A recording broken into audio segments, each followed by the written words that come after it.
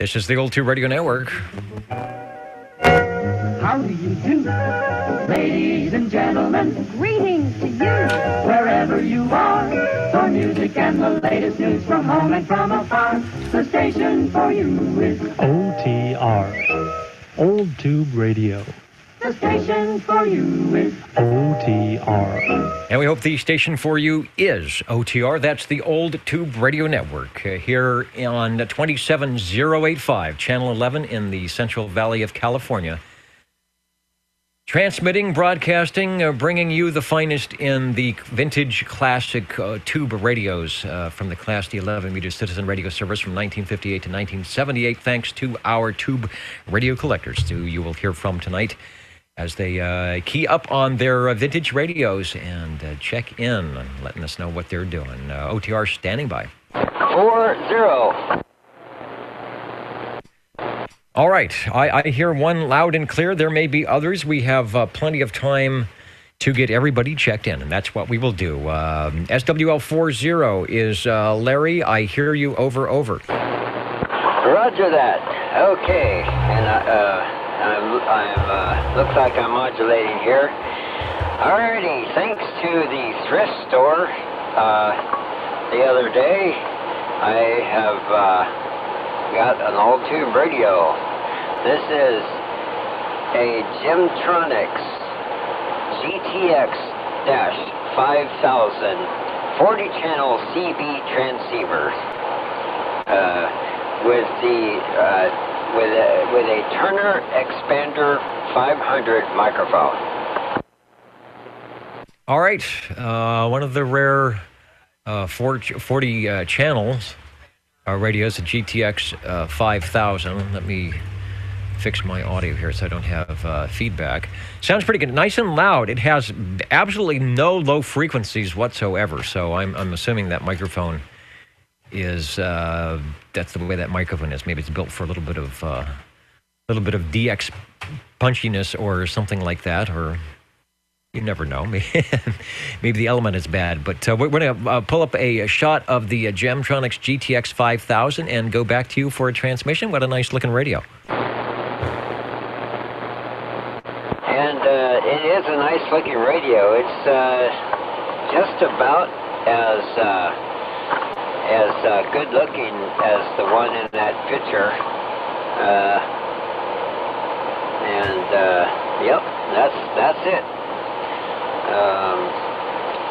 Let's see, I've actually got the top open right now, and I'm looking at all these glowing tubes here.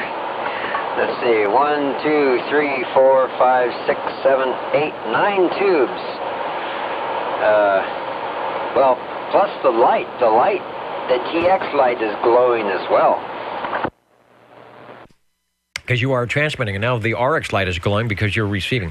I was thinking those had like 11 tubes or something, but at least nine that are working, the glowing, and we do recommend caution whenever you are operating, transmitting, or working on a radio with the power on and the top open. And I know you are very good at being careful. The Gemtronics GTX 5000, you said that you got it at a thrift store. I'm assuming that's a local thrift store. And did you need to do any tweaking, peaking, or hammering on that to get it to function when you brought it into the shack?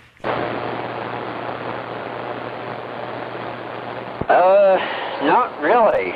I just plugged it in and it works. Now, I believe the frequency is quite a bit off, and how do I adjust the frequency? And turns out I can't. So maybe I'll have to play around with some capacitors and inductors to kind of steer the frequency to the center slot there. Yeah, I didn't have to do anything. I just basically took the top off and cleaned the dust out of it, and it works from the get-go. The microphone was probably in worse shape than the radio. And let's see, I got this radio with some other radios too. I also have a Demco satellite, but I need to make a cord to go from the receiver to the transmitter. All right, well, you got good loud audio, S9 on the meter. I would be curious, I guess is a good word, to hear that with a different microphone. You have no low frequencies at all. I mean, it almost sounds like a phone patch. Everything rolled off, below 400 for sure. But it's like I said, it's punchy and the intelligibility is good, so there's no problem there. I did a 0 beat on your frequency, and as you know, probably already, you are low at 27083.4. So you are 1,500 cycles. Is that what they used to say? A kc and a half on the on the low side. So somebody with a very tight receiver. I'm running like 6K wide, so I couldn't really tell. But somebody on a like a Regency Imperial or something with a narrow receiver, you might sound even a little bit like sideband that low. But doing good. Larry is on the Gemtronics GTX 5000. It's a Panasonic radio made by Panasonic, so it's one of the imports, one of the last tube radios made up to about 1977 or 78. 40 channels, similar to the Robin T240D, the T. Perry Model T, the Shakespeare, the Colt Midnight Special. And I have a note here that says remove, we're not recommending this, but the note says remove the limiter by clipping D601. Taking limiter out really gives the mic audio more highs and low range. So there you go. And with that microphone, maybe not.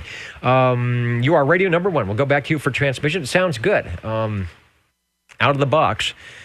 Be interested also to hear the Demco when it gets running. Gemtronics GTX 5000 getting us started off. Thanks, Larry. Back to you.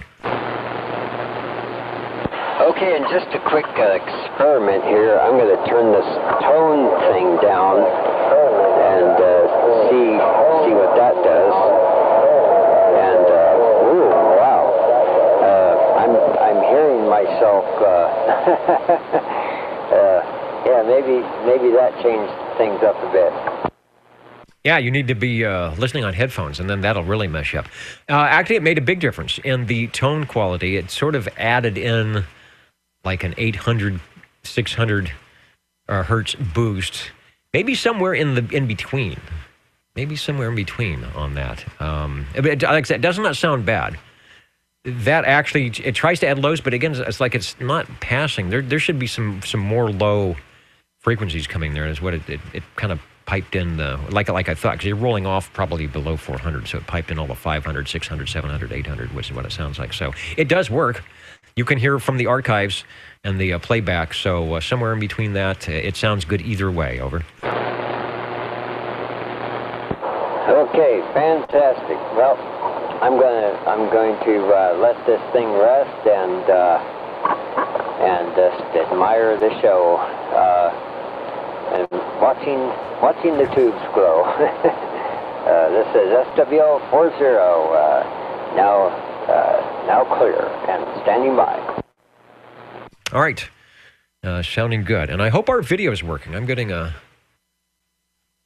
feedback loop here that says there is an error on the item, so maybe I have to recopy the link. I don't know. Radio number 1, thanks for the GTX 5000, the Old Tube Radio Network listening.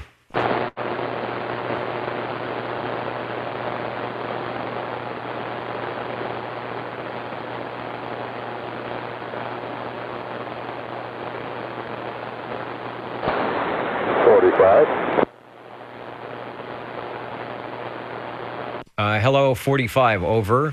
Yeah, Dennis. I'm going to check in my general radio telephone master controls.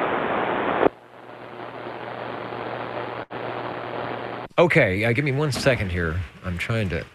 What was that? I'm trying to make a... trying to make the video... All right, anyway... So, yeah, if somebody can let me know if the video is working, because it's telling me here that it's not. We are at radio number 2. Thanks, Paul. Sorry for the interruption there. And I take it you have gone into the general radio telephone section of your radio room, which is quite large, and you say you're on the master control, over? That's correct, the master control.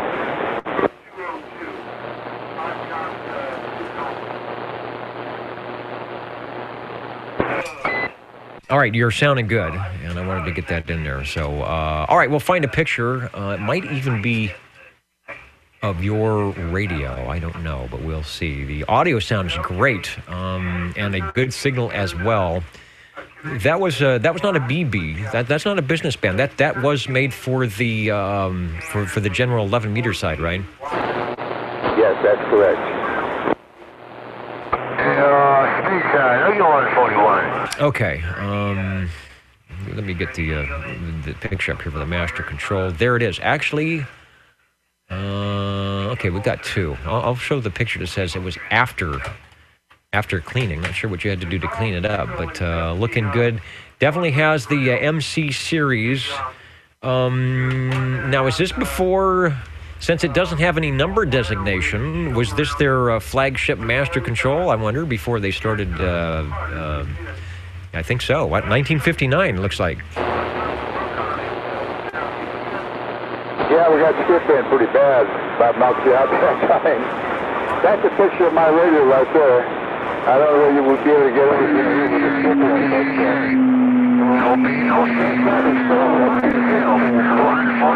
but you know about it.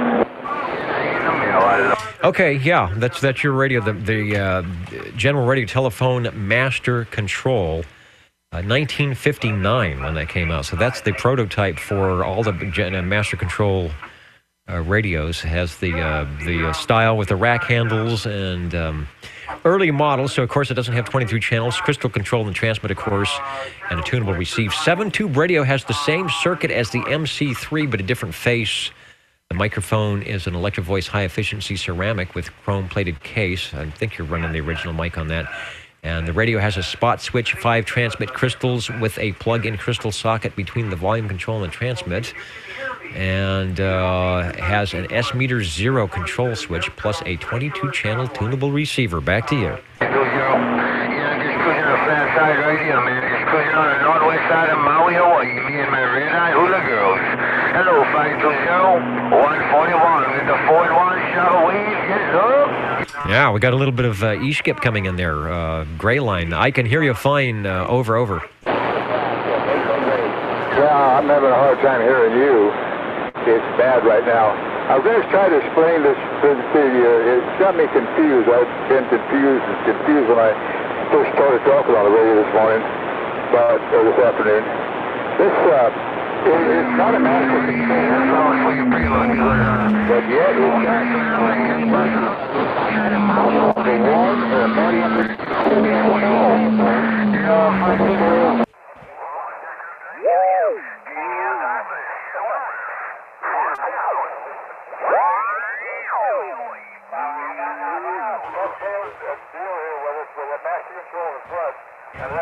serial number of that and a model number, I'm confused. Yeah, well, 1959, this is one of their first introductory radios along with the VS series. Oops, I'm moving the picture there. Well, as long as it's keying down, you know you're on the master control, right? Nah, if I do it, you're a great big band. You're a great big band now. 520-141, base station, step in. All right. Anyway, Paul, I hear you. We'll see what happens with the skip here, so we won't hold it too long.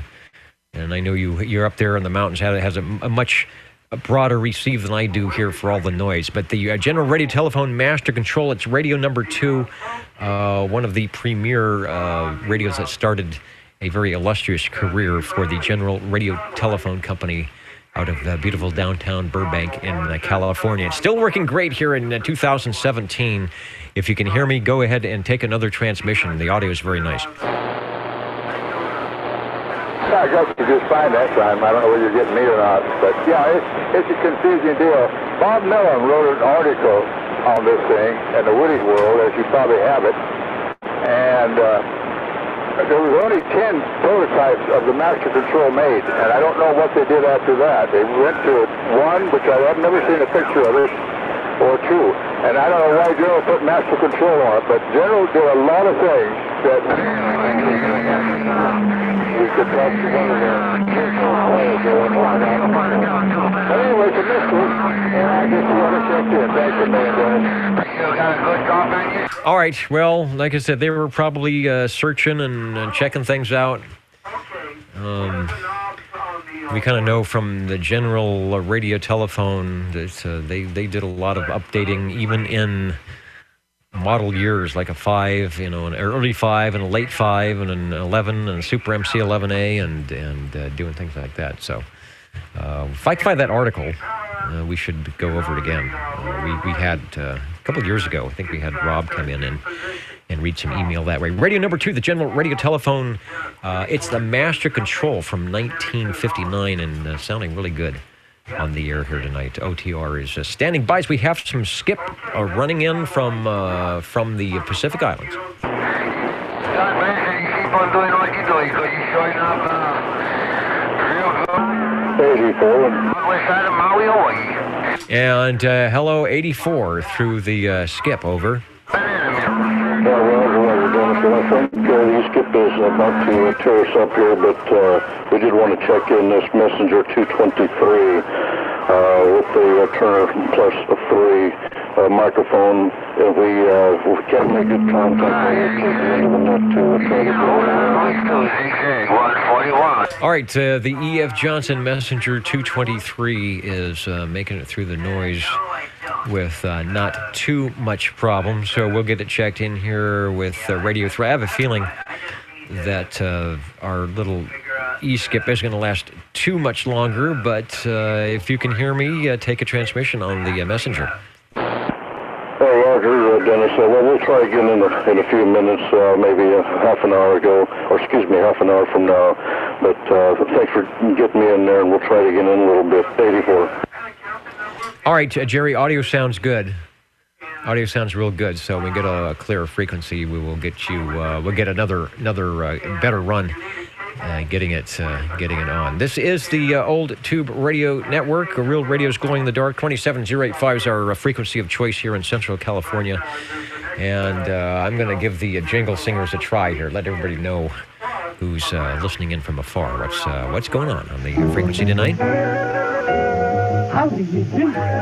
Ladies and gentlemen, greetings to you. Wherever you are, your favorite slot on the dial by far is known to you as OTR, the Old Tube Radio Network. the station for you is OTR.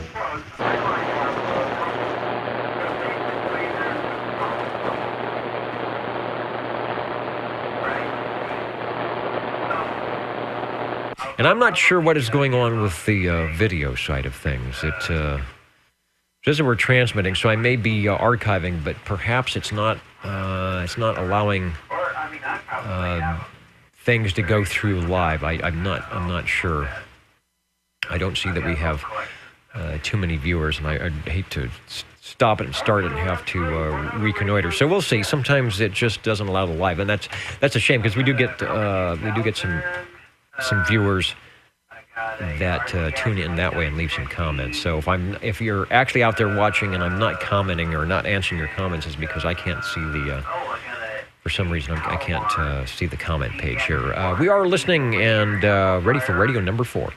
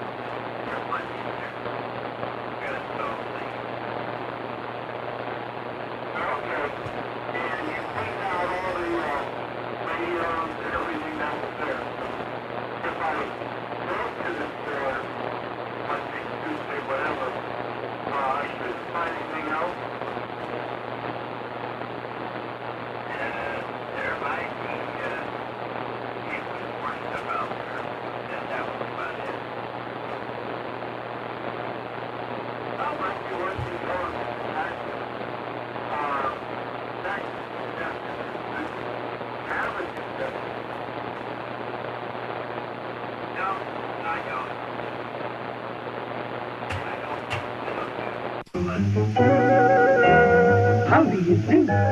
Ladies and gentlemen, greetings to you.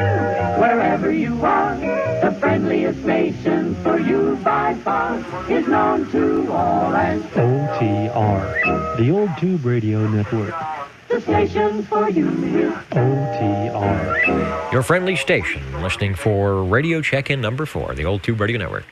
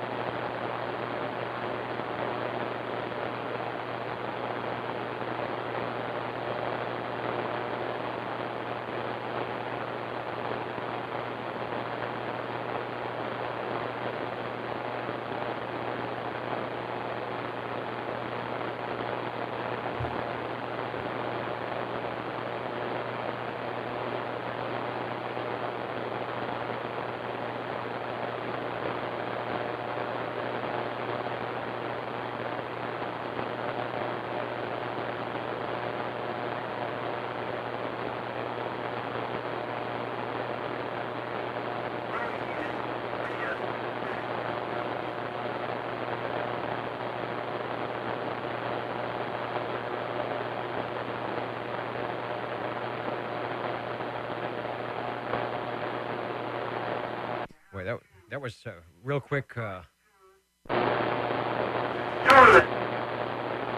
was some real quick skip land there, wasn't it?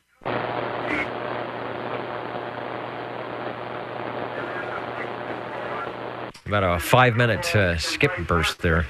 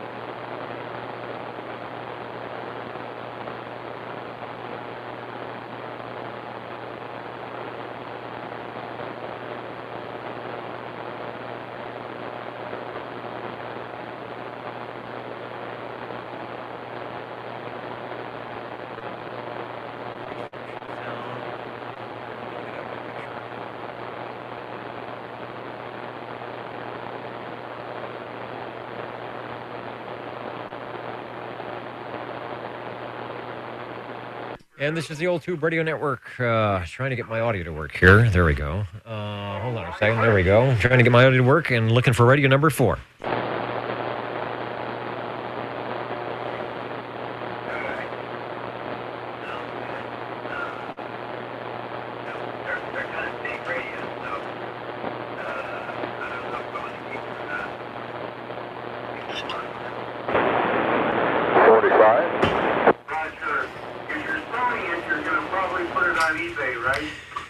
Caught me sipping my iced tea here. Hello, 45. Yeah, Dennis, I just will try it again. I don't know whether it'll let it. But anyway, it's 16 by Midland, 13-890. All right, one of the infamous Midlands, that 13- series. And this would be one, they made a lot of solid state radios, but obviously, if you're checking one in, this would be their tube-style radio. Let me call up the Midland item here and see if we can't find the 890 to go along with your transmissions. Ah, what a nice-looking radio. Back to you. Yeah, okay. This thing was manufactured in Japan in 1968. Very nice radio, very quality radio. This is the one you probably put in your kitchen. Not in your kitchen, but in your front room, if your wife will let you, of course. Anyway, yeah, it's just 24 channels, 23 for CD and 24 for PA built into that. There's an user for that. I'll get it back to you, see what you can say about it. Okay, I don't have much about it. I don't even have a, typically I can find out which Sam's photo fax is in, but I don't even have that that information. But yeah, very, very modern for the time, 1960, modern looking radio. I do have one question. There is a knob on is it the left-hand side next to the channel selector. I wonder what that does. It almost looks like it's not an original knob, and I can't read I can't tell from the picture what it says that it might do, but I'm curious. You might not be able to tell, but I'm just curious what that knob does up there by the channel selector, the one that doesn't match all the other knobs. You mean the knob on the right-hand side of the channel selector? Yes, over. Yeah, that's the standby switch. You kick it on standby, keep the tubes warm, and it goes off and on, and it's operation switch on the thing too. So you can tune it, just leave it on the standby and keep everything warmed up, ready to go, or stick it to operation here, and you're in business. All right, good deal. That's sort of an old trick they did with shortwave receivers, where you could keep the thing in standby. Keep it warmed up and keep it kind of from drifting on frequency, and then kick it on and have it run. It's got good audio. Come back. I'll check the signal. The signal maybe not as much as the master control, but the audio is nice and clear over. Yeah, okay. Well, I don't know what I'm putting out some reasons. It's not too far off the master, according to my meters, but this thing didn't come out at all in the stand. You won't find it. There's one similar to this, but I forget which one it was. I think Harvey and I went through this trying to find one. Harvey got one of these too just the other day. And so there are two of them out there I know about, but find information on it, you're not going to find it. I'd love to have a schematic for it. Anyway, the serial number of the thing says it's a 90500. I wouldn't say that would be correct. But in the States, it's got 128 stamped after that. So I would say this is probably like the 128th radio that they made, because there's not hardly any of them out there. Anyway, like you said, Midland's still in business. Still manufacturing TV radios. Back to you, Derek. Yeah, one of the few companies. I know you have Johnson is around, but they're not doing CB radios. I switched to. You have a shot of the back of the radio there. So I switched to that. I'll go back to the front of the radio. Yeah, actually, it's not too bad. It's got a good forward modulation to it. So it's sounding good. The audio is good. And like I said, that's a interesting classic style of radio there. I think that you definitely don't see too many of those from Midland. All the Midlands I see are always solid states. Over. Yeah, Well, I'm kind of running a amplified mic on this thing. It didn't come with a mic port when I bought it, so I put the Turner JM plus 2U hand mic on the thing. And it seems to like it pretty well, so I think I'll just leave it on it. Anyway, that's about all the information I got. It's got a nice noise limiter on it, which does work. Of course, it doesn't get rid of the skip, it gets rid of the noise well. And meter is not that big in the center, but it's readable. It's got a nice light on it, everything works. Got an indicator of modulation on the left-hand top. You know, you can see that in the picture or not. It's a little red indicator of that when your modulation is modulated. Right now it's real bright red. That's about it. And thanks to Billion for checking it in, Denny. All right, thanks for bringing it by. I see the light there up by the speaker. So, and again, my apologies to those that may be trying to watch or want to watch the video. We're having some, I guess, connection difficulties or some difficulty when it initialized, and I'm not sure if it's directing. So the live part of it might not be available, but after the stream is over, it might show up. So my apologies if you actually are watching it live, and I'm not responding to your comments. It's just I can't get in to see them. Radio number 4, just online with us here, the Midland 13890. And as Paul said, that was an offering from Midland Import Radio from Japan, which started happening late 60s or early 70s, starting at more the Japanese import radios, which were, I guess, a little bit more cost-effective for the manufacturers. And that pretty much put the death knell on a lot of the U.S. manufacturers as well. Thanks, Paul, for bringing it by. Thanks, Denny. Break OTR. The break OTR. Go ahead, over. Thank you, Dennis. I'm going to start off with my biggest radio I got here. I mean, this thing takes up a lot of room on this stand. You got to bear with me here, son. Long word on it. It's called the Citizen Little Phone. Helicopter's model CB3A, an 8-channel radio transceiver, and also we are running this in here with the original handheld carbon microphone. All right. Well, I think I have a good shot of the radio, the big radio with the original handheld carbon microphone there. And very similar to yours. I don't think you have the optional S meter. You have the little rectangular fill-in on the right-hand side of the channel selector. But you have the thing that works most, which is transmitter receiver and the ability to talk to the old tube radio network. You've got Radio 5. Back to you. Oh, thank you. Well, at least I got one of my big radios. Well, is there such a thing as a small old tube radio? Most of them, I guess, comparatively to the solid state stuff of today and integrated circuits and microchips are a little bit on the large side anyway, but you had to have a little room to get those tubes in there. Absolutely. And you got to put a lot of holes around there to keep them cool, too. Yeah, I don't know of any of these that came with fans. I guess for 5 watts, in theory, you didn't need it. You get a 100-watt amplifier, you got to have a fan on there. It puts out a lot of heat, but they call it convection cooling. You get some air vents and let the air flow through, and it's good.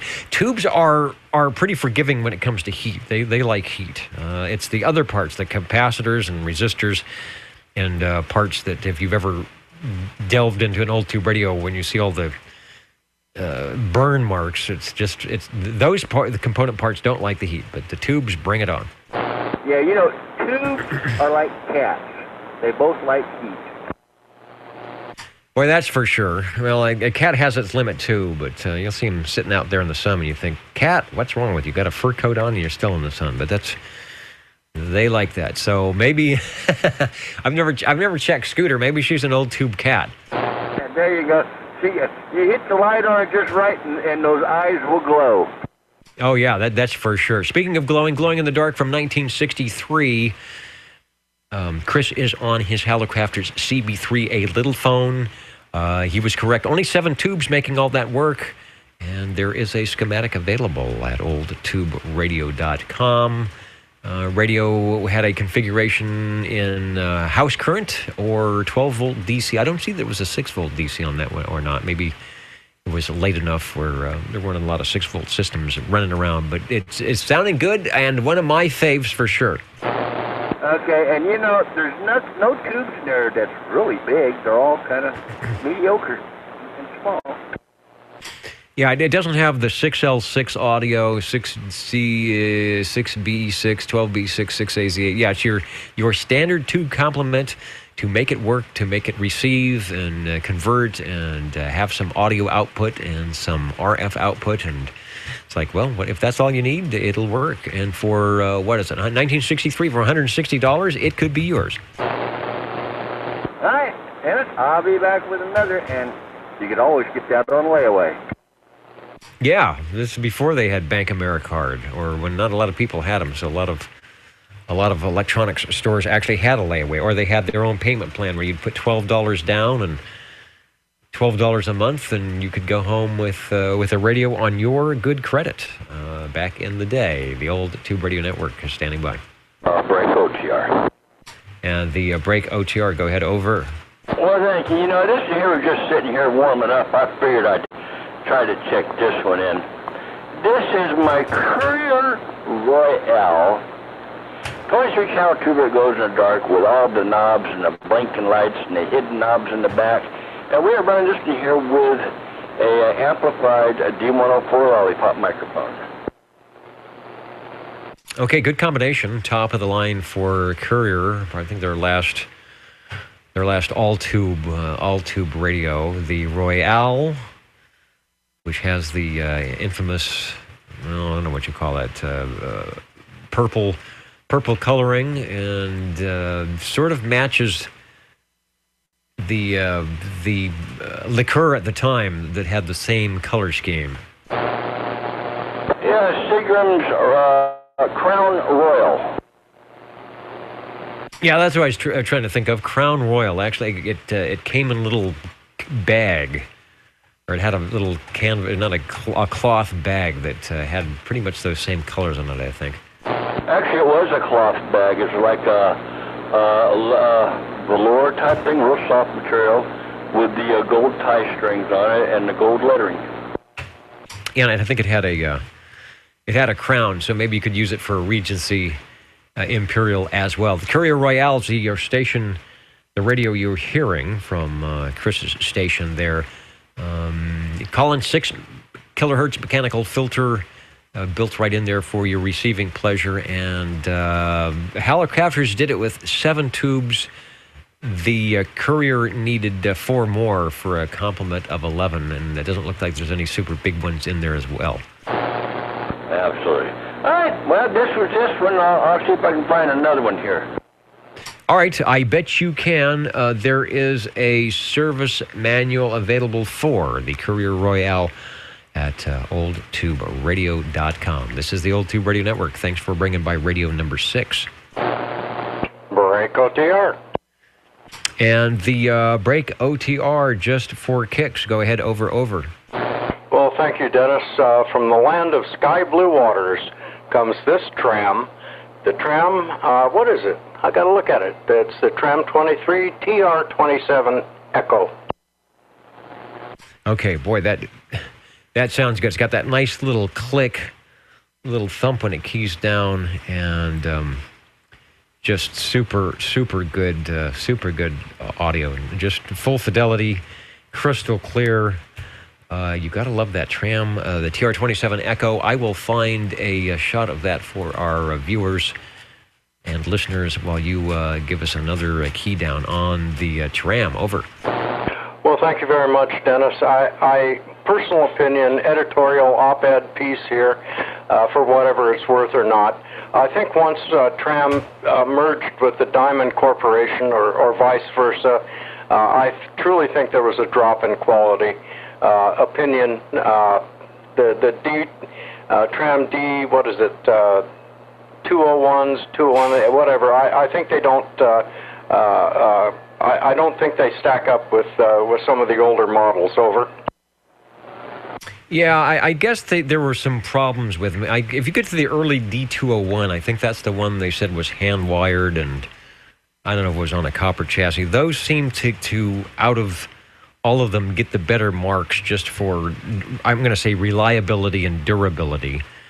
I mean, you still, if you hear one of those, they still got a great receive and great audio. But yeah, I think what happened is they were sort of succumbing to the, let's manufacture as cheaply as possible, or save some money that way, and then you end up with problems and bad or design issues for overheating and things like that. But I don't think you'd ever have that with this radio here. It looks like there's a lot of space for the air to flow around, and the audio is great. As you probably can tell, your receive is great too. Well, yes, I can most certainly vouch for the receive end of it. And I think what, of course, happens to every industry, Japan came in and started being competitive, producing in the latter years, as you had mentioned earlier, some of the Panasonic tube radios, Panasonic type chassis. And I don't know the history of it. I'm guessing here that, of course, Tram had to compete. And when Tram Diamond merged, they took their manufacturing process to Mexico, which I don't know, but it seemed that cutting costs and cutting corners, etc., seemed to not work in their favor. Over. Yeah, well, I mean, it's one of those things. I guess it works in their favor that it's less expensive, but then down the road and quality-wise, you lose something, and we are sort of proving it here. Our operators are proving it as the radios we're checking in, all from the early 60s, one from 1959, still working and running quite well. That's really hard to say. Just think of any newer solid-state device you bought, whether it's a Walkman or a cassette player and something. It just seems like there's a shelf life on those things of 5, 6, 7, maybe 10 years, and then something doesn't work, or a piece of plastic breaks off, and it's really not fixable. It's really just something to be thrown away. Where what we're hearing tonight, these radios, if something happens to them, Harvey just said, well, you open it up and you look at the map and you change this and you fix that, and it's ready to go again. It's definitely not a throwaway thing. The Tram TR27E actually had an advertisement in 1963. 12 tubes, 17 tube performance, 5 silicon rectifiers, and their ads were quite technical. Careful assembly. Here we go. The quality of Tram electronics equipment is fully guaranteed by careful assembly. Every Tram chassis is hand-wired and soldered. No printed circuit board troubles. Connectors are 100% inspected. Radios, when completed, are completely tested before approval. Yeah, but that doesn't happen today. Company policy, Tram Electronics Incorporated. I'm reading right off the ad here from 1963.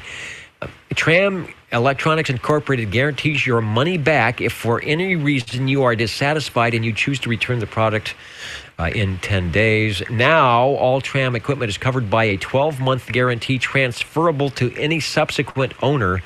See warranty packed with your set. Boy, you can't beat that. Well, you talk about the good old days, indeed. And by the by, I did not mean any disrespect to foreign companies or manufacturers. It just seems like there came a point in manufacturing where quality control took a nosedive, not just with radios, but other things in general. So I didn't want to, let people think that I was trying to rag on foreign-made products over.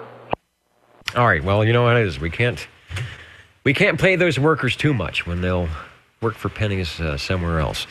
Radio number 7 is the Tram TR27E. Well, you know what? That's good because we're showing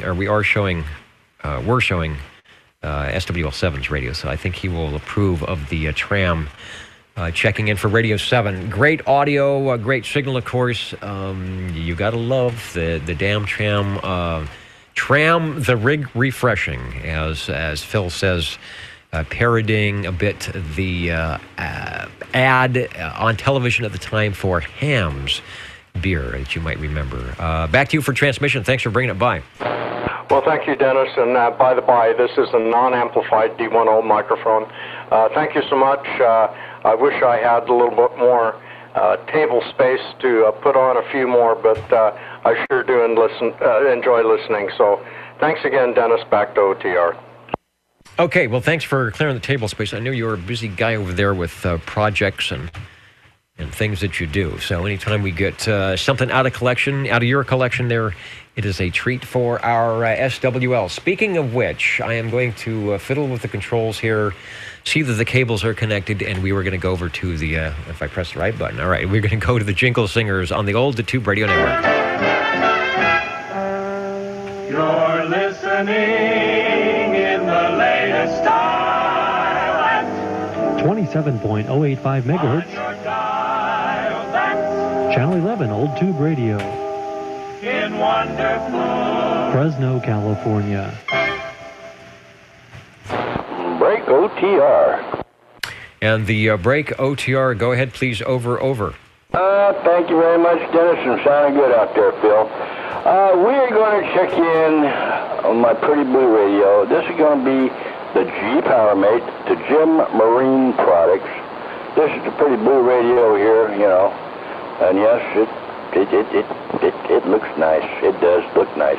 And also, I'm running this here with the amplified D104 Lollipop again also. All right, amplification sounds good, nice and loud. Now, the radio we just had was running a D104 with no amplification and getting a very similar sound, thanks to the tram. Radio number 8, let me log you in at 928, the Jim Marine Products G-Power Mate. We got a shot up at oldtuberadio.net and up with the video. I'm not sure exactly if the video is working very well tonight or not. We're getting some error messages, so if you're out on the live video stream, I'm not able to connect to it. So if you've asking me any questions, I really can't see them. So hopefully we'll answer anything we can.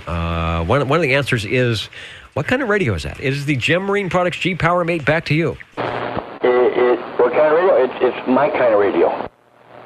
And because it's your kind of radio, you can check it in. Absolutely. It's a nice radio. It really is. I guess these, Japanese made or Chinese made or whatever they are, the chassis. You know, I got another radio down over here that looks pretty similar to it. You know, actually, you take the top off and everything, and you look down inside, I would probably say they're the same thing. Yeah, that's I believe that's the Panasonic chassis that's probably similar to the Robin T123B.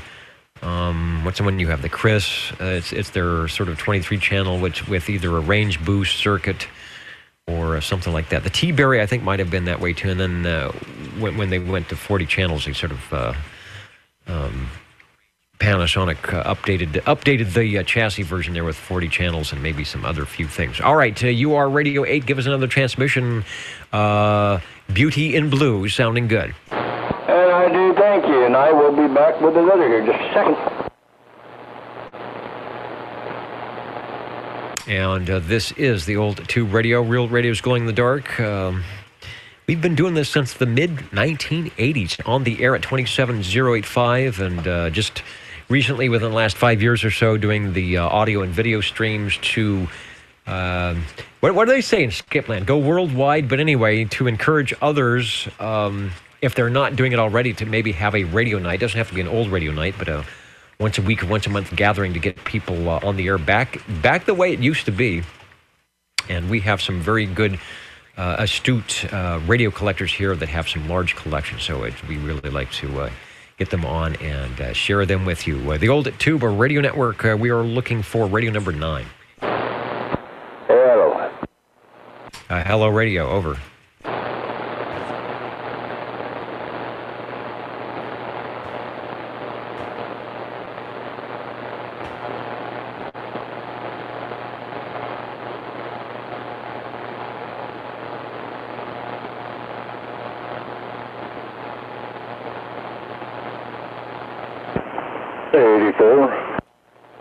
And hello, radio. Hello, Jerry. Well, we are going to try it again there, Dennis. It was just a bit too noisy there, and I wanted to be able to listen to it on the archives there and see if I can make a determination. But this is a Johnson Messenger 223 with the Turner Plus 3 microphonium.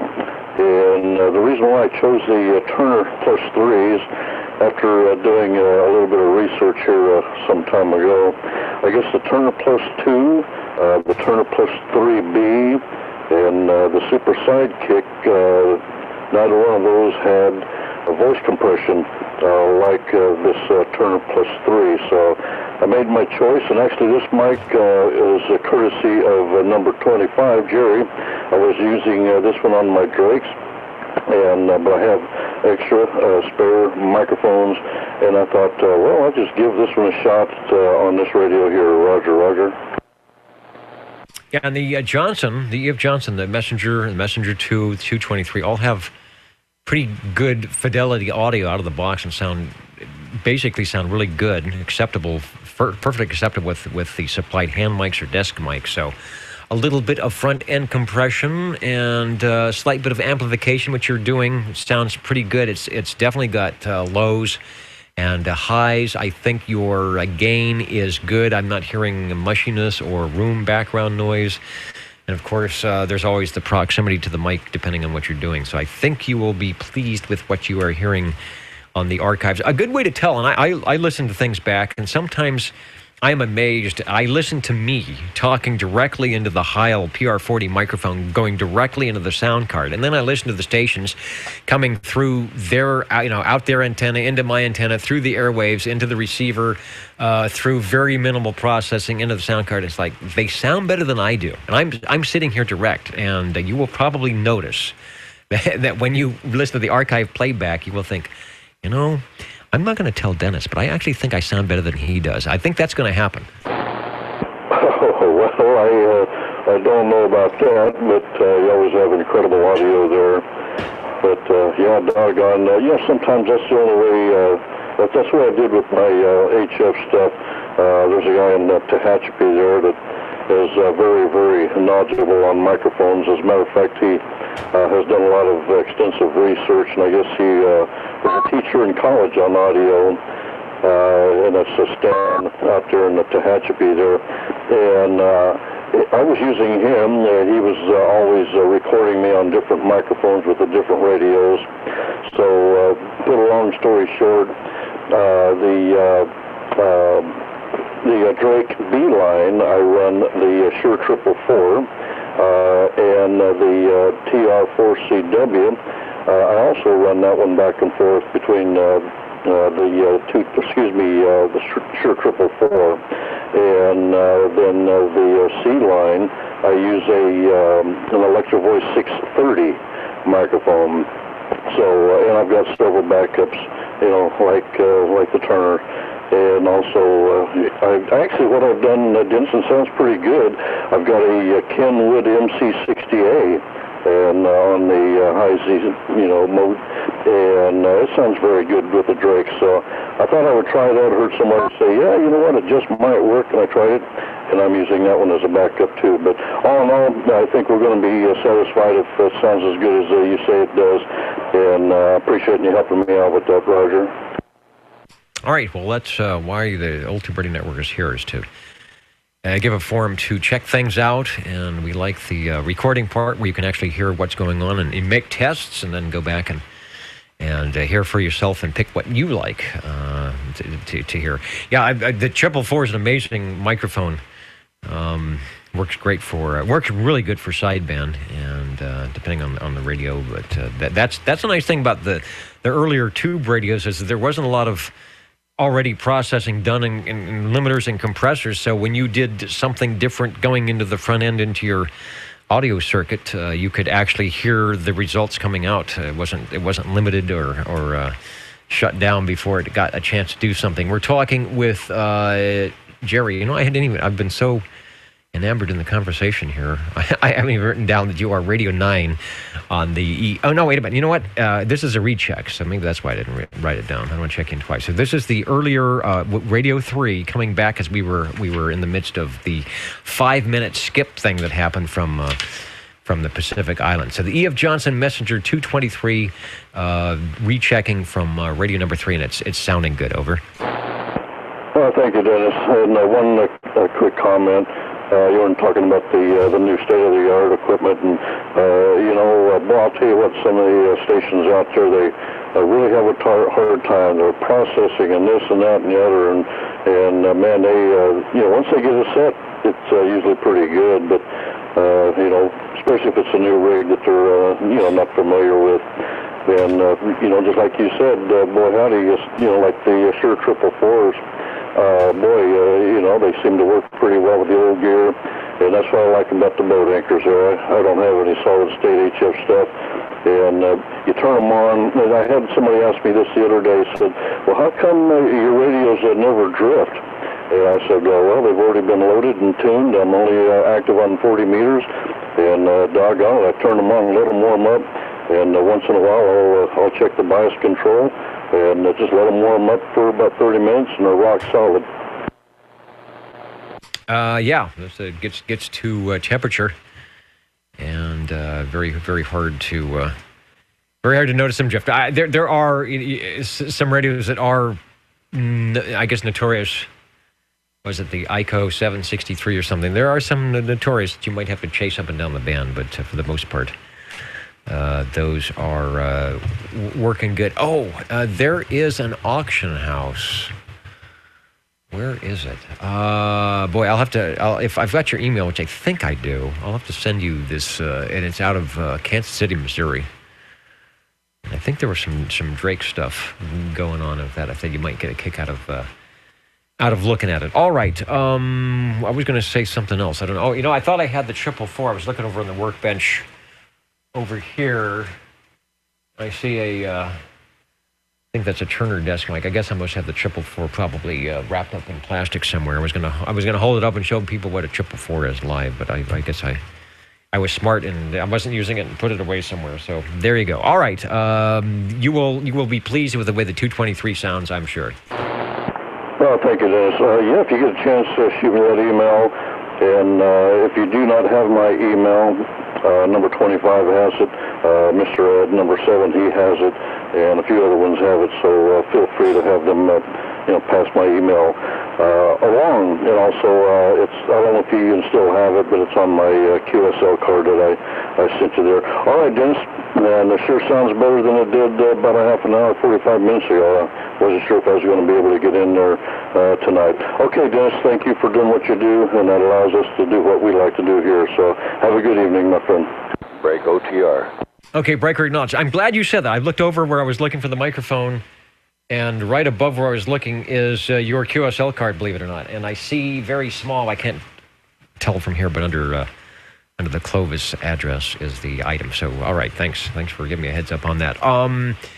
It is, what is it? The jingle singers say they will wait. The jingle singers say, we want to take this check-in before we make a sound. So go ahead, 37. Yeah, thank you, Dennis. This is one that looked like the other one on the inside, but it's not the same because it's on another one, but it's different on the outside, so that makes them different. But this is my Chris 23 CV transceiver, 23 channel tubular glows in the dark. And this one here, Dennis, I'm running this one here with the original handheld stock microphone. Over. All right, we were just talking about microphones and what works and what doesn't work, and building the radio so that a stock microphone works just fine, and you don't have to go buying the latest and greatest amplified item. Although if you did, it would probably get the best benefit out of that radio there. All right, we've got the Chris 23 Plus up online for those to see, and we'll go back to you for transmission. This one here seems to be working. I had to give it a scolding a little bit ago, but it was keying up, but it wasn't keying up. It was keying up, everything showing that it was keying up. I looked at my meters, nothing was coming out, so I had to give it a spanking and make it work. Yeah, maybe a loose something or other in the Watson. But all right, well, hopefully you didn't take it to the woodshed too hard. It sounds good. It is working. That's what we say. All we say here at the Old Tube Radio Network is check the wiggle meters. check those check those wiggle meters all up through the chain from audio to RF out, and you might find the issue. Can I tell you anything about the Chris 23 Plus? That it is like I said, very similar to your Gemtronics. It is Panasonic chassis out of Japan, 23-channel synthesized radio with the AM plate modulation and running those 11 tubes. Operator's manual, oldtuberadio.com. But you're operating just fine, so I don't think you need it. Back to you. Oh, yeah, well, they're smelling pretty good. Yeah. They're smelling pretty good. There's some heat coming out of them, especially over on one side there. One side you got those hotter tubes in it, and you put your hand there, and I feel it. I put my hand on it. It's hot. Like it should be. If you put your hand on it and it was not hot, you would probably not be hearing the Old Tube Radio Network, nor would they be hearing you. Sounding good for radio number 9 on the Chris 23 Plus. Again, my apologies to those that may or may not be watching on the YouTube video stream. Our link is broken, so I can't really latch up and see if you are making any comments for me to comment on or comments for our radio operators. But thanks for listening, and hopefully next week we will have a better linking item of interest. The Old Tube Radio Network, the Jingle Singers are saying it is time to talk about the magic of your Old Tube Radio Network. What are the magic numbers? 27.085 megahertz, channel 11. Are the magic letters? OTR. Right here in Fresno, California. Radio Magic. Old Tube Radio. For you.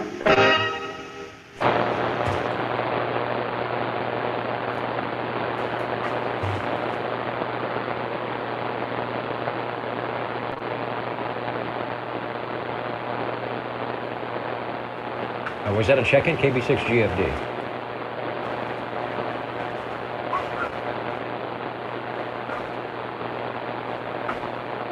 Yeah, I was going to say, it must have been. Okay, I had the headphones on. I heard a squelch break, and I want to check. Yeah, 60 over, and it took like 3 seconds for the AGC to settle down. 45.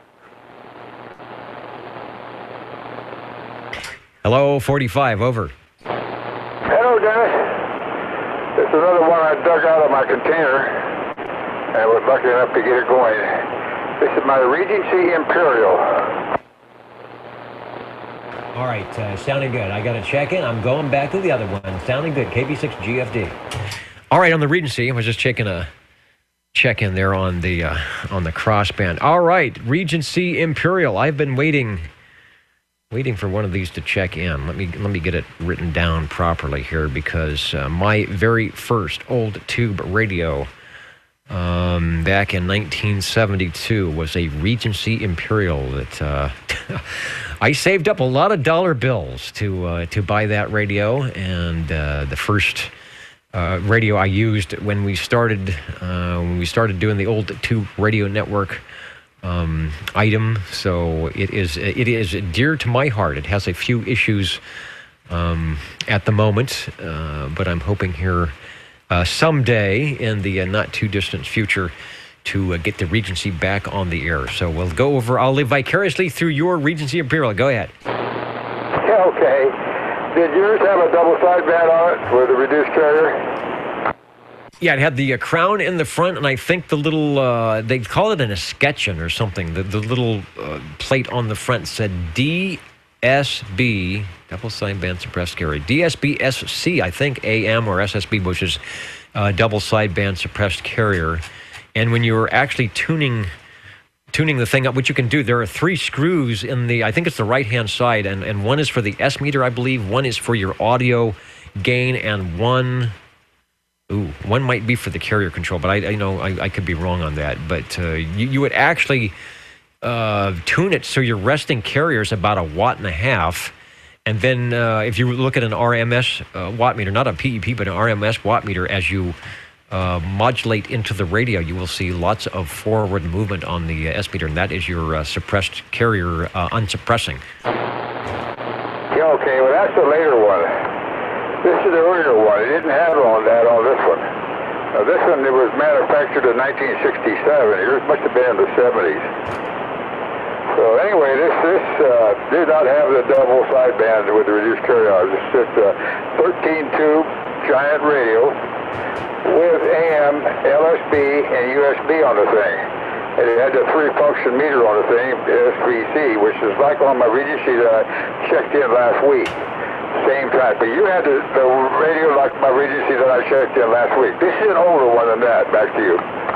Okay, that was the Range Gain, which is actually the same radio. It really is. The Regency Range Gain, or Range Gain 2, is the same radio as the Regency Imperial. And what Regency did was they put in a product detector, which I believe is the item that helps you receive sideband, and then they put in the sideband, which you will have. I think it says LSB and USB on the control, and when you're on LSB, you're still transmitting double sideband with no carrier, and when you're on USB, you're still transmitting both upper and lower sideband with no carrier. But what it does is it sets the receiver to only listen to incoming lower sideband or incoming upper sideband. But you're actually on that radio transmitting both sidebands, upper and lower sideband, at the same time. But when you're in the sideband mode, they completely remove the carrier.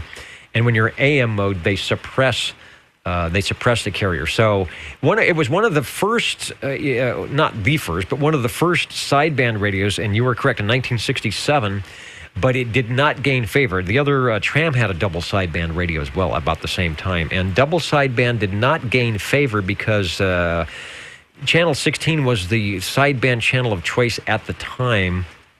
And what would happen is you'd go to 16, and someone would say, let's go to lower 16. So you'd go to LSB, and you'd be talking just fine. You'd hear lower sideband, the other station. But at the same time you were transmitting lower sideband, you were also transmitting on the upper sideband. So if somebody wanted to use 16 upper sideband, which you could do, you could have somebody on lower and somebody on upper sideband. You would be interfering with them, but you wouldn't know because you were listening on lower sideband, but transmitting double sideband. So it gets a little bit confusing, but that's the reason that the double sideband radios really didn't catch on, because of the wide. You were still on an AM width, a 6 kilohertz width, when most of the sideband, single sideband, was only at 3 kilohertz. I know, a big explanation for some wacky stuff there. Yeah, exactly. You don't remember what you paid for it. This is sold for $299, and it was manufactured in 1967. It has 3 tubes, 13 tubes, and I think gigantic tubes. Just not that big a radio, but it sure had a lot of tubes in the thing. Did yours? I guess you had the gold crown and everything on the front. Yeah, this is actually not a very good picture I have. It has a gold crown right on the, I think, in the front of the speaker. It has the gold surround, and then the case that is just totally, the case that is totally perforated. The lighted channel selector, and it had 2 lights. When you transmitted, there would be a red light that would come on the S meter. I originally had a realistic Navajo, and you could spin the dial 1 through 23 and go around. You could go from 23 to channel 1. When I got this radio, the thing that frustrated me the most was, and I love to listen. So, the ultimate SWL. I was constantly channel changing. And if you got to channel 23 and you wanted to get to channel 1, you had to flip the dial all the way back around to get down to the lower channel. That really bugged me. But I got over it because the radio had such a great receiver, and I got such good audio responses. I think I ran a Turner Plus 2, which probably wasn't the best microphone for that radio. But like I said, it really was a talker. When you get the audio going, you could do some good DX with that. Yeah, I got pretty lucky with this one. I got this. It would be the stock microphone thing. It says Regency on the front. It's a Turner, but it's not a Plus 2. It's not amplified at all. It's just a plain regular microphone. Ceramic microphone. And the radio is nice, but the radio kind of got a sound like it is. It's got a kind of a purple front on this one. You can't see the picture in there because it doesn't show the color on it very good in your web there. But it's got gold outlay behind all this, the meter and the switches and everything. And so it stands out real good. It's really a pretty radio with that gold crown up there. This one's kind of beat up a little bit, but you can see what it used to look like back before it got into the chicken house. I think that's what it came out of from the look of it. Anyway, thanks a million, Dennis. Interested to hear your story, Bob. I'm glad you had one. We'll get back to you later.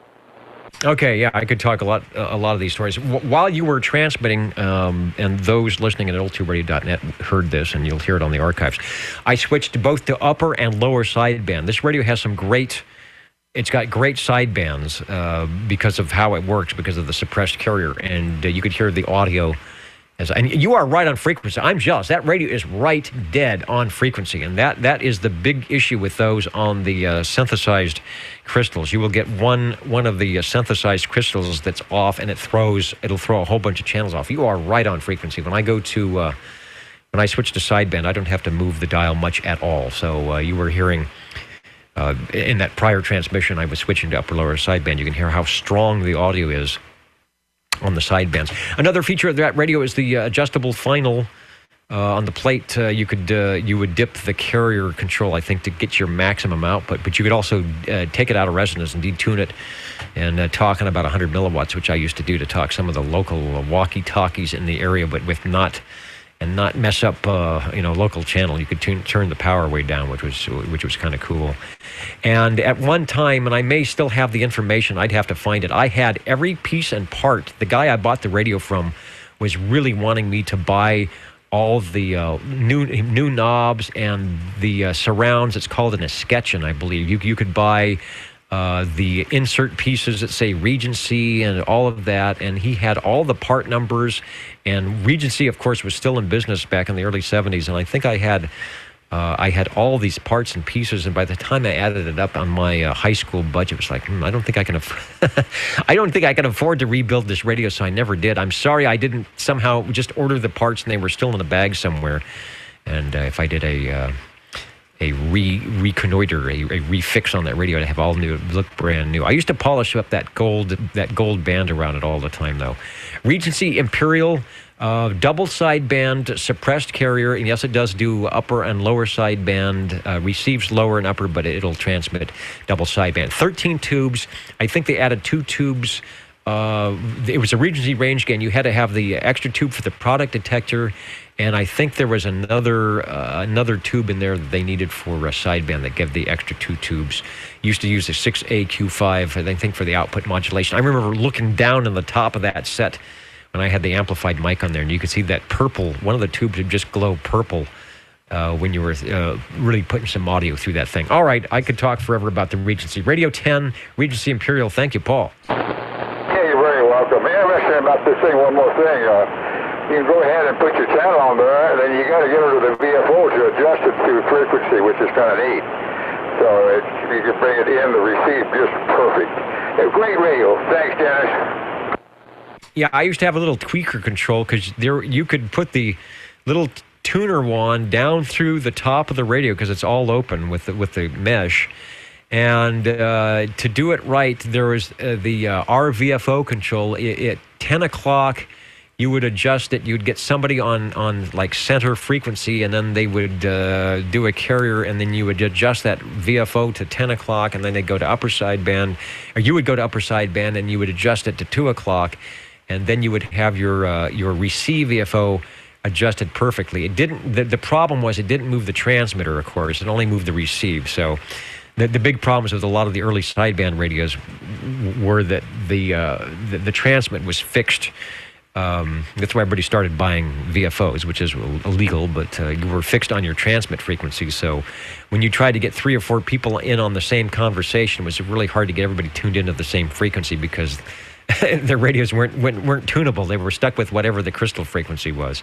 But like some of the, I think the Browning you could tune. They were smart, and they gave you that 700 cycle switch, which was the allowable amount off frequency that you could be. So Browning was smart enough to give you a 700 cycle shift, but one of the few radios that did that.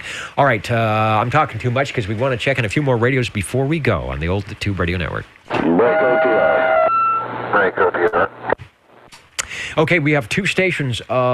Chris, head into the green room. I will be right with you because I need to take the other station, who's probably going to give me not only a radio check-in quickly, but he's also going to give me an SWL check-in. So let me grab the list, and I will say Hello to SWL50, who remembered that it is Saturday night.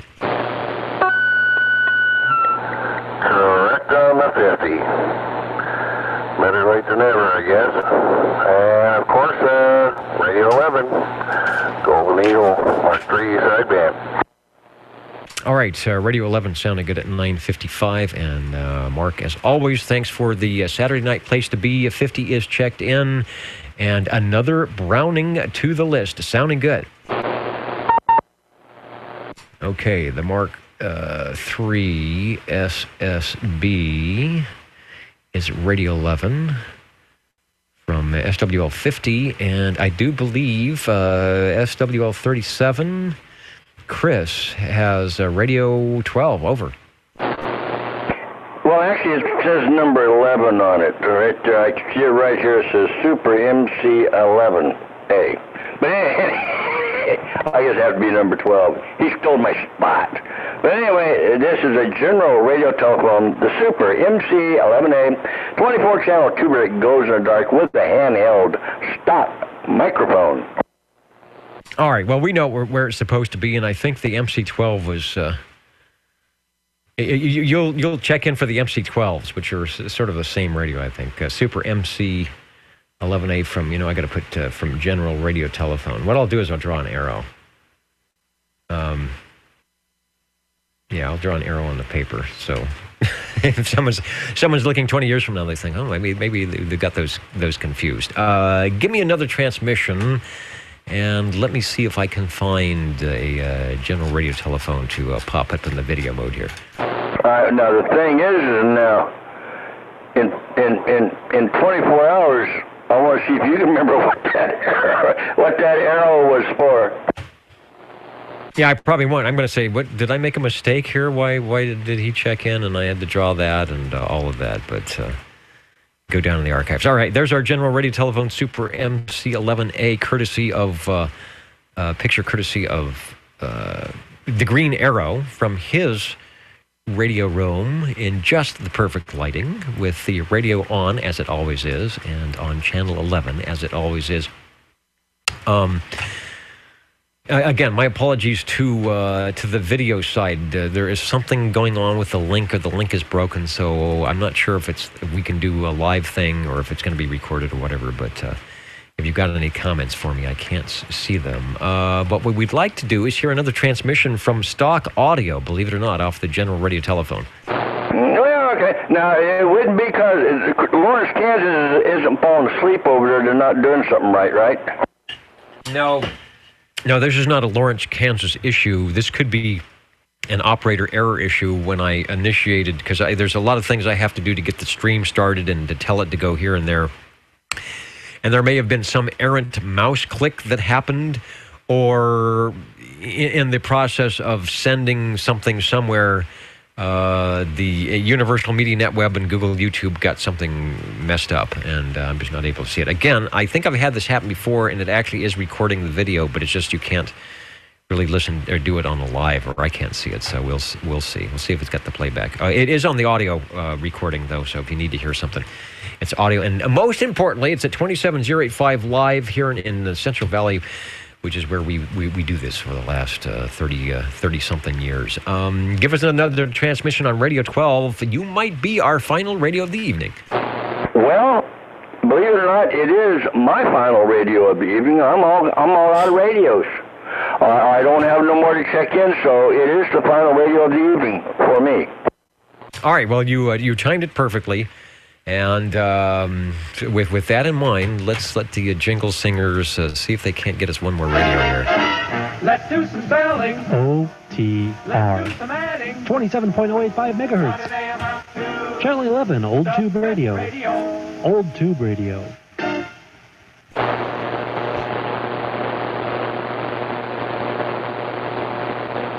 And hello to up in the Northwest, the Timtron.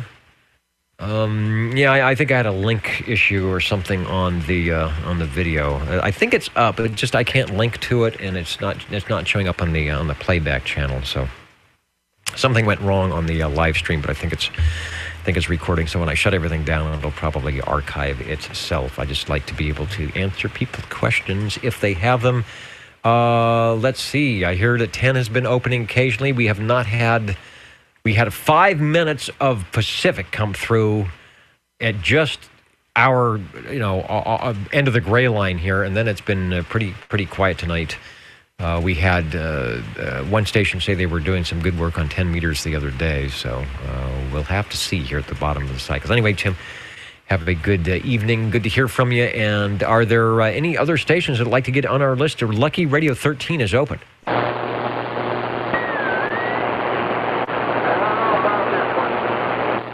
Yeah, I can hear something way down there, over.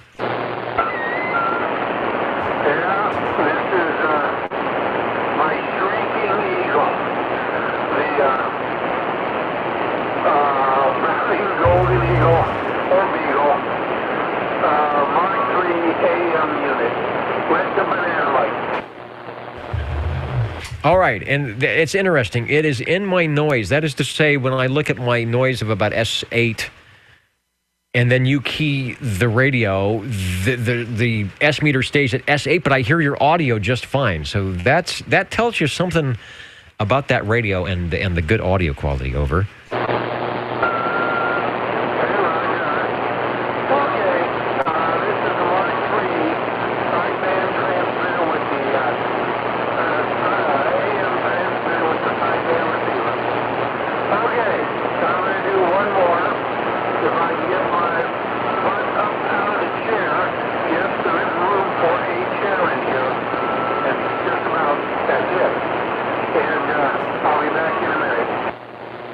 Okay, I won't put a picture up on that one, but and Scooter says hi. Hello, Scooter. Scooter getting here, and it says, Scooter's probably saying, how come you're still on the air? I want something to eat. Radio 13, the Browning Golden Eagle Mark III AM radio. Like I say, really good audio. It is not even moving the S meter, but I hear you just fine. And we'll stand by for Radio 14. I bet I know what it might be.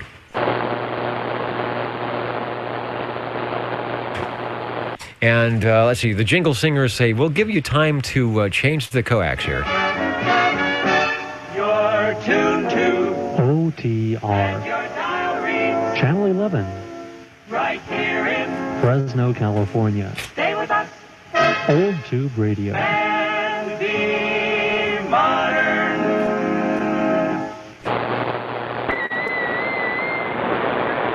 How about this one? Okay, this is the Browning Golden Beagle R68T68 Custom D104 with the Browning medallion on the back of the microphone.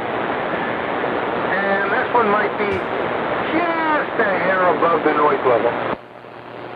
Yeah, it actually was a little 3 to 6 dB extra signal strength above the noise level as it after it pings and does its thing, and sounds pretty good. The original Eagle, the original Golden Eagle from Browning, also known as the R68. I guess that's for receiver, and T68 for transmitter. That's my guess, anyway. Hey, Roger. I think they expected to make a whole lot of these radios. However, I guess they didn't. But what I find interesting is, after this one, they made the Mark II. And then after the Mark II, they make a Mark III AM transmitter, sideband receiver, etc. The transformer in the receiver and the transmitter on the Gold Eagle Mark III AM unit, both power transformers say 68, which indicates that they were from the R68 T68 model. My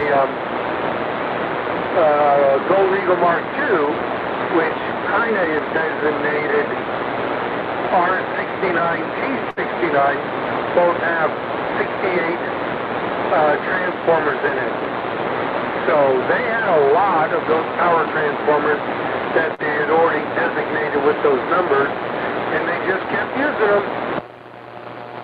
Yeah, I think they realized they had a pretty decent build, and I'm showing only a 1-year production for the R68 T68 as it was in its glory for $395. And even in that 12-month or so period, they came out with two versions, the Series 1 and Series 2. Series 2 had the lighted on-the-air light rather than the spotlight on the Series 1, and some receivers have a variable RF gain, others have a 3-position switch. I think yours is the later one, you said.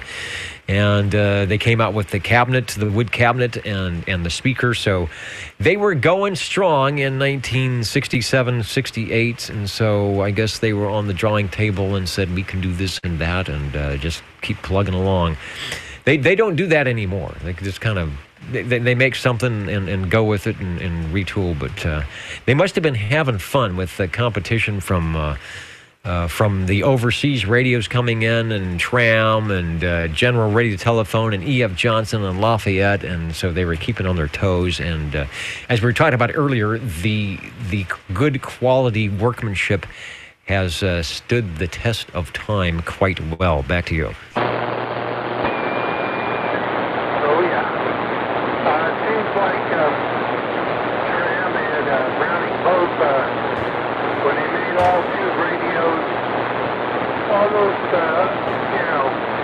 Midway through, all the construction seemed to be really good. You had decent quality things. The Mark III, probably one of their best. Then they go to the Mark IV, and it's a little shaky on the transmitter. Receivers seem to be okay, but the transmitter is a little shaky. The Mark IVA, same problem. And then you have the Tram with the D201, D201A. A little bit shaky. I've got the Titan 2A, which looks like the D201, D201A, kind of. Yeah, but all two. And they look, it operates pretty well. I haven't had it on the air in about 6 years, but I might just take it out for a couple weeks. Okay, let's go. It's old tea time. I'm going to turn in because it's still hot in this room.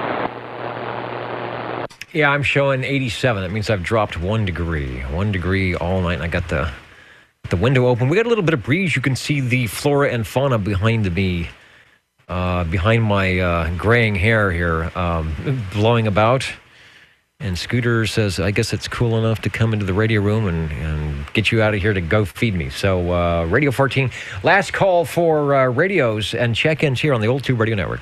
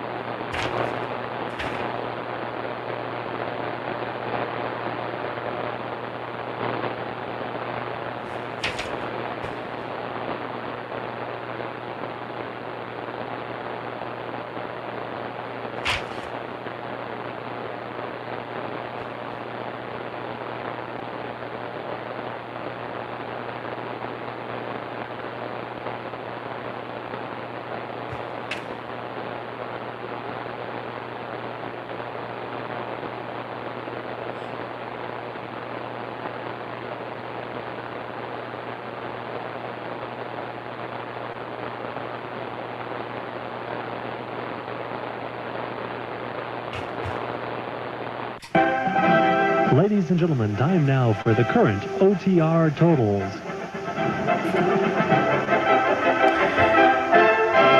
The current, thank you, Jingle Singers and the band and Mr. Announcer. The current and final Old Tube radio totals for the, I never did sign in. This is the 5th August 2017 is our show tonight, or our net tonight.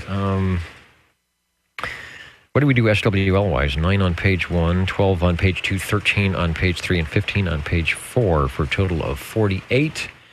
Don't see that we added anybody new. We're in the 3rd week of this 8-week roster. Boy, my handwriting is just awful. Can you see that? That's just, I can't even read what I did, but I will figure it out here. 14 radios tonight, so did okay. Did okay on a very nice evening where everybody was out, probably doing a lot of things, and those that remembered to stop by for a second and or two or three and check in radios, we certainly appreciate. Most heard manufacturer tonight. Thought it was going to be the General Radio Telephones, and then the Brownings came in pretty strong right at the end. So Browning radios tonight with 3 total check-ins, but as we always say, we like them all. We'll take as many as possible. Radio number 1 tonight, Larry on his new find, the Gemtronics GTX 5000, doing a good job from the thrift store. Yes, we have another thrift store special revisited, or special 2, or special again, or special Tom Bien. I don't know. Radio number 2, Paul on the General Radio Telephone Master Control from 1959. Kind of setting off that MC that went all the way through the 60s up to the Super MC-12. But that was the one that started it all, the Master Control. E.F. Johnson Messenger 223, Radio 3, and you heard it a little a few moments ago. That was our skip time. What was that? 8:57 is when we got that 5-minute burst of skip that was playing havoc with Paul and Jerry there checking in. But the Messenger 223 sounding good even through the noise and the audio adjustment on the microphone. I think you will like what you hear there, Jerry. Radio number 4, Mr. Falcon on the Midland 13890. I always like to see that radio because I just never thought of Midland that much as a tube radio kind of manufacturer, but that's one they did, and it's a real classy looking radio. The 13890 from Midland. Radio number 5, Chris on the Halocrafters CB3A from 1962-63. Also his Courier Royale from the late 60s for Radio 6. Radio 7, Phil finding space on the radio table. Thanks, Phil, because that was a good choice. Our one and only tram of the evening, the TR-27E with the absolutely superb, crystal clear, super fidelity. Sounds like FM audio. Yeah, you can drive the pants off a tram if you want, but there's the way to run it. Radio number 8, Chris on his Gemarine Products G PowerMate, followed by the Chris 23 Plus for radio number 9. Radio 10, Paul on the Regency Imperial. I'll go back and listen to the archive and say, Dennis, why did you talk so much about the Regency? The best way to do that is to get that thing up and running and put it as the radio. Well, like I said, we have great plans and great expectations to redo the radio room here. So the Regency will certainly have some room to go in there. Double sideband suppressed carrier, upper and lower sideband receive, double sideband no carrier transmit. If you do it right, the Browning Golden Eagle Mark III. Wait a minute. Oh, that's Monkey's Uncle Mark III. SSB. I was thinking I didn't check one of those in, but I did. Mark checked one in it as Radio 11 and Radio 11A. There it is. We had Radio 11 and Radio 11A. We'll just skip Radio 12. And that was the Super MC11A from Chris. There you go, Chris. It was 11 and 11A. Radio number 13, Harvey on his Browning. Seems like 13. Harvey always gets the 13 spot, if there is one. The Browning Golden Eagle Mark III AM, which is rare in itself, but back in the day you could save $200 if you didn't get the sideband transmitter. So surprised they didn't sell more of that. But sideband was the rage. But man, an eagle on sideband's a little tough to do, but you can do it. And then Radio 14, the R68 T68, the first Golden Eagle combination. Always good to hear that one from Browning Lavatories. Scooter is just crashing out here, so we're going to go get some Scooter gravy. I want to say thanks to those who tuned in tonight listening. Sorry about the video. I think it's recording, but I was not able to grab the link to make any comments or suggestions or whatever I needed to do. So thanks for hanging on with that. Also, let me say hello to those still tuned in over at the digital side. 00, thanks, Neil. We've got 128 is still in with us. Hello, Fresno. Bass Lake, California. Cumberland, Missouri. Auberry, California. 44 is still in the Big Sky country out there. And I think that is Rich is also in there as well. Hello, Wesley Chapel, Florida, Reedley, and a host of others tuning in at oldtuberadio.net. Thanks to searchlawrence.com to keep the Nixie tubes running, and thanks to all of you to keep us running for the last 30 years with your radio check-ins, comments, and stuff like that. All right, before I blow something up, we will say 73 good night, everybody, from the Old Tube Radio Network. Okay, Dennis, I have one question. Now, when you say, you and Scooter, you say, we are going to go get some gravy. Now, when you say we, does that mean you're going with him to eat gravy, or you're going in there to make sure he gets the gravy? Well, Scooter, she likes everything gravy-esque, and I think that's because she's super old and may have a tooth or two issue. And so, I don't know. Sometimes, you know how it is, you have to prime the pump. You mix all the stuff up, and you put the water, and you make it all gravy-like, and you act, you know how it is. You act like you're eating it, so it's actually good. And it stinks, and then you put it on the Scooter spot, and she goes to town. You just got to talk her into it, huh? Well, sometimes yes, and sometimes no. So we will see. I don't know. I think Scooter is about 16 or 17. I just don't remember when Jim got this cat, but she is still hanging on. So she deserves some gravy. Okay. Well, anyway, Dennis, good net tonight. Thank you very much for being there, as always. I love it when you're there, and we miss it when you're not there. So thank you again. Well, I'm out and listening. All right, it looks like it's really nice outside. I'm going to go out and check things out. The cool air. 73, everybody, good night on the stream. The 6L6 will cease glowing momentarily, and if the video is recording, I will see you next week.